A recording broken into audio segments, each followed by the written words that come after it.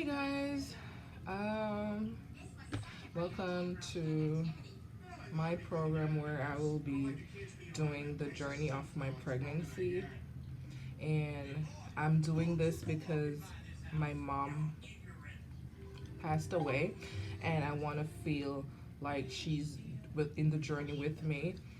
Um, where do I start? Well, my mom passed away on the 12th, and I was conceived on the 12th. Not the same month, but the date.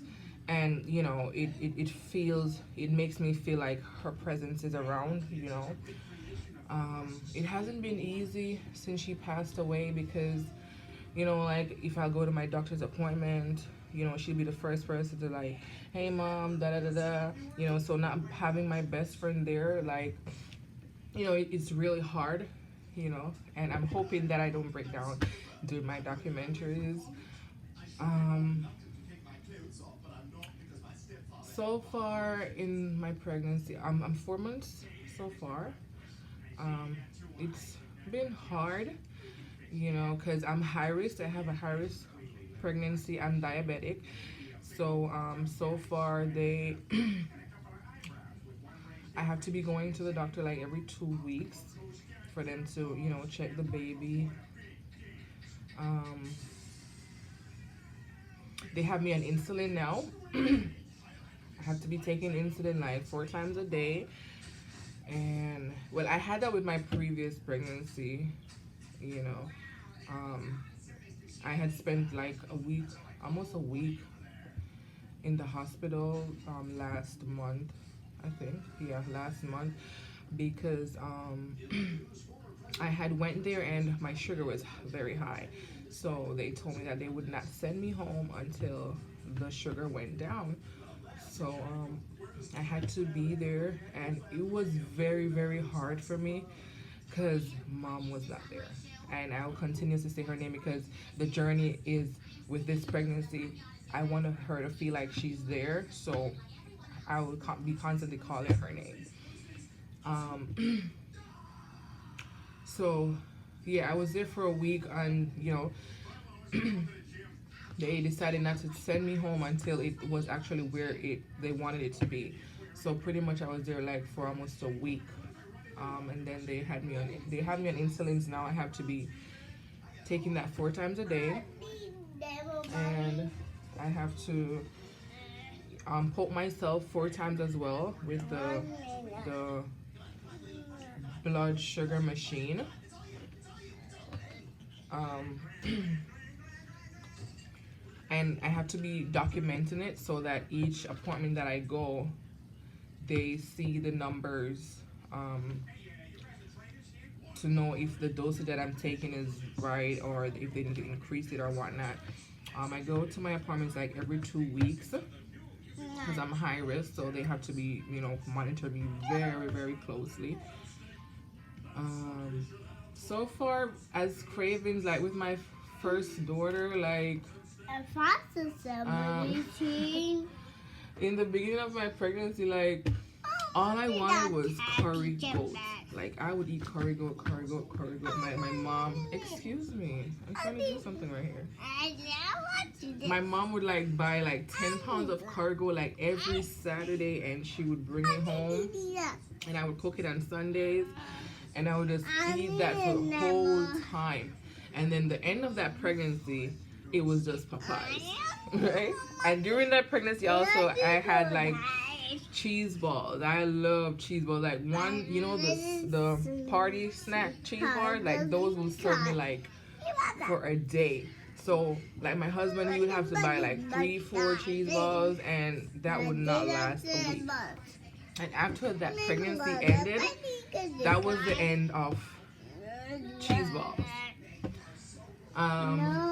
So it was crazy, and then hormones wise, like I could not stand my child's father. I could not stand him, literally. Like everything he say would irritate me. Everything he would say would irritate me.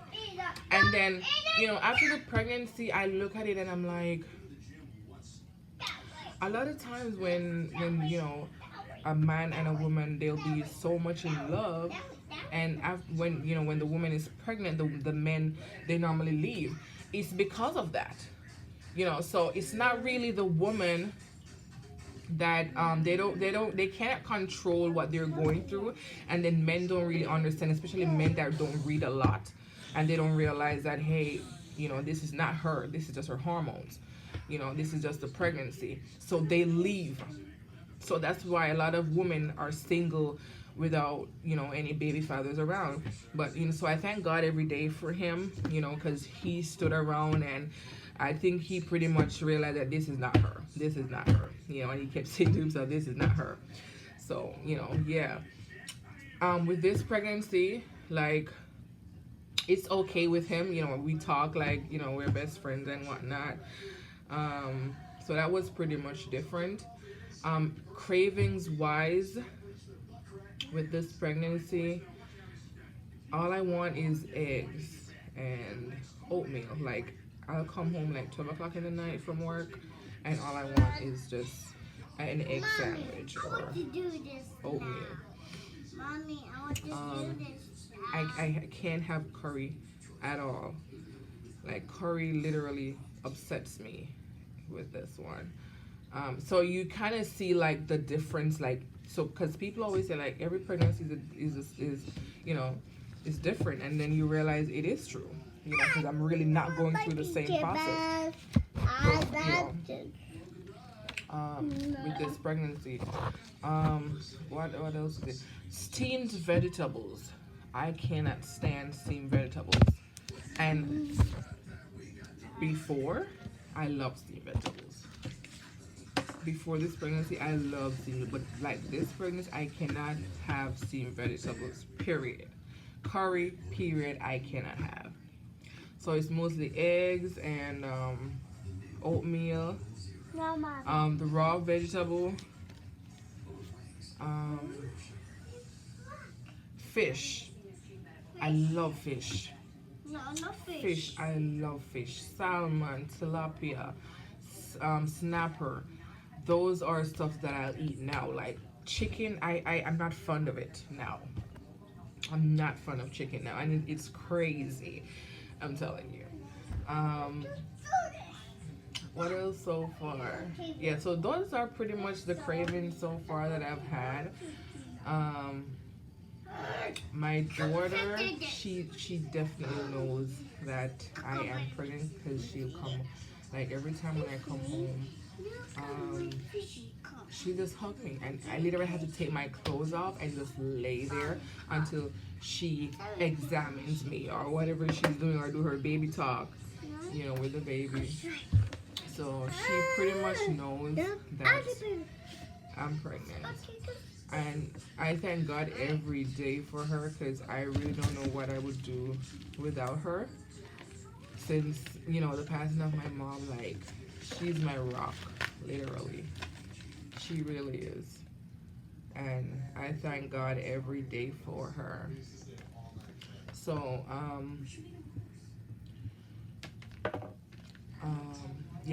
so they also did, like, when they did my blood works, my